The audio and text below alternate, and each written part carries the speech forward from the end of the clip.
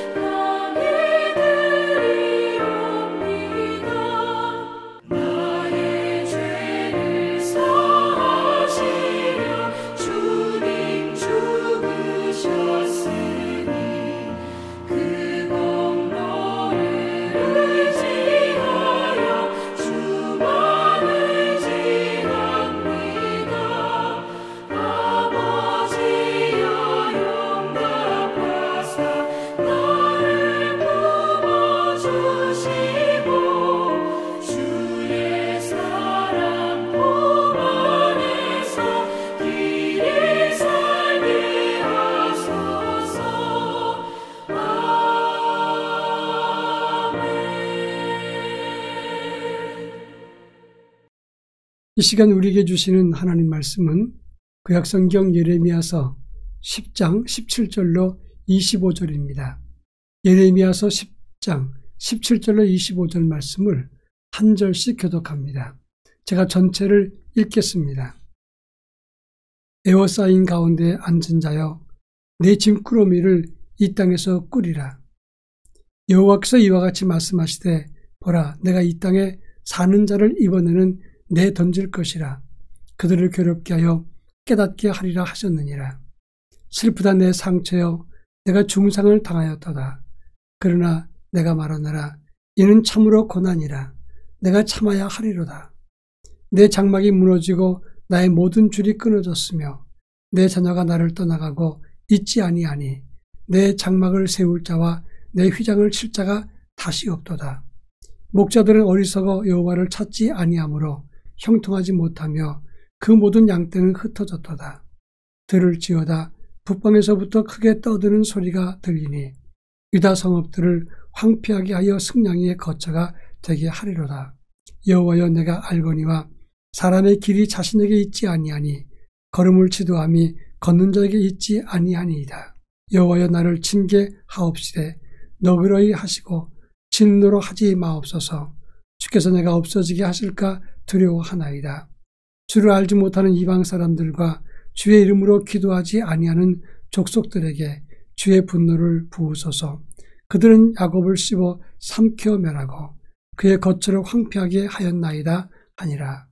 아멘.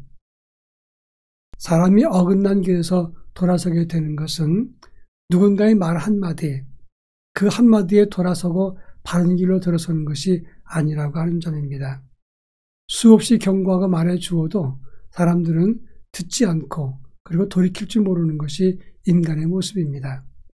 오늘 본문에서도 예레미야가 수없이 하나님이 말씀하신 것을 대변했습니다. 이스라엘은 멸망당할 것이고 너희 땅은 황폐하게 되리라. 이렇게 수없이 예언했지만 사람들은 그 말을 듣지 않았다고 하는 것입니다.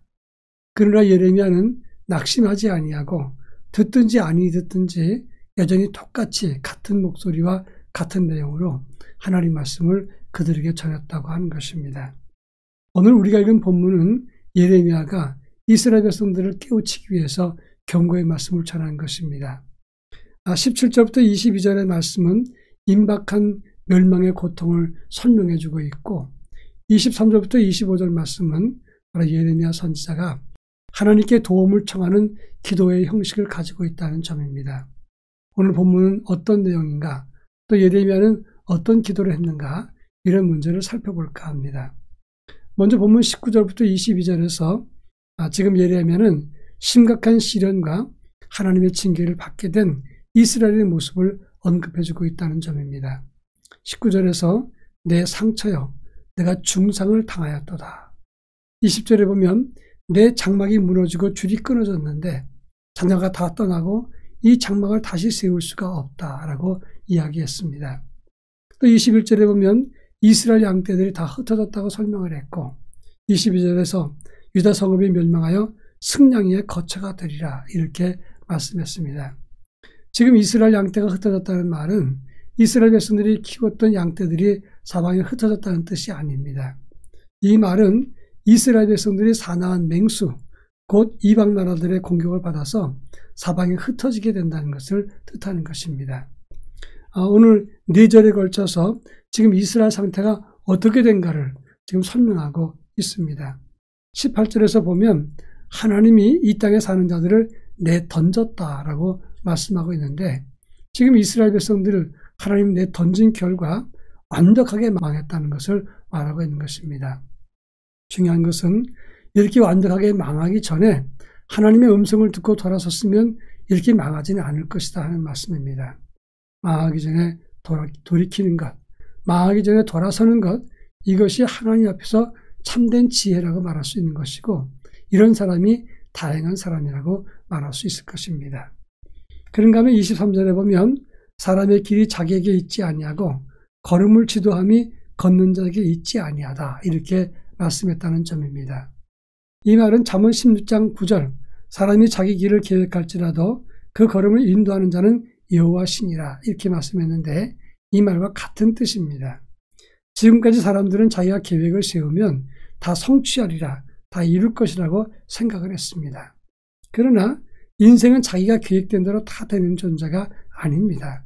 또 그럴 수도 없는 겁니다. 하나님이 인도하셔야 그 길이 열리기도 하는 것이고 또 닫히기도 하는 것이다 이렇게 말할 수 있습니다. 예레미야 입장에서 보면 이스라엘이 왜 멸망했는지 너희들은 그것을 깨닫지 못하느냐. 다 자기 소위에 옳은 대로 행하고 자기 뜻대로 그리고 인간이 하나님의 뜻을 어긋났기 때문에 그래서 지금 너희가 망하게 된 것 아닌가. 이것을 깨우쳐 주면서 이런 말씀을 하고 있는 겁니다. 우리는 자기 생각이나 자기의 의지나 자기가 의롭다는 생각 그리고 무엇이든지 할 수 있다는 생각을 버려야 됩니다. 왜냐하면 인간의 한계가 있고 하나님의 앞에서 범죄한 것은 심판받기 때문이고 그리고 곧 우리의 생명은 사라지기 때문이라고 하는 것입니다. 이제 마지막으로 24절에 보면 이제 예레미야는 하나님께 간절하게 기도합니다. 하나님, 나를 징계하소서. 그러나 너그럽게 하시고 진노하지 마옵소서. 내가 없어질까 두려워하나이다. 이렇게 고백했습니다. 예레미야는 자기를 징계해달라고 했습니다. 여러분, 예레미야가 무슨 잘못을 했습니까?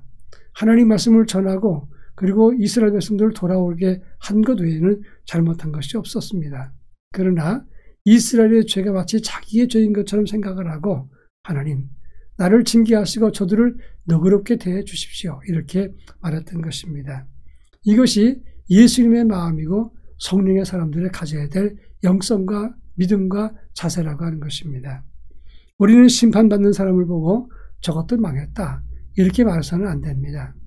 다만 우리의 책임이요 내 탓이요 이런 영성과 마음을 가지고 하나님, 우리의 죄 때문에 심판받지만 그러나 우리를 너그럽게 대해 주옵소서. 이렇게 기도하는 자세를 가져야 될 것입니다. 이것이 저들의 죄를 용서해 달라고 했던 예수님의 영성이고 우리가 가져야 될 제자 영성인 것입니다. 다 같이 기도하겠습니다. 예수 제자로서 다른 이들의 허물을 짊어지고 기도하게 하옵소서. 또 한 가지는 인생은 하나님 손에 있음을 알고 그 앞에서 경건한 삶을 살게 하옵소서. 이렇게 기도하겠습니다. 다 같이 기도합니다.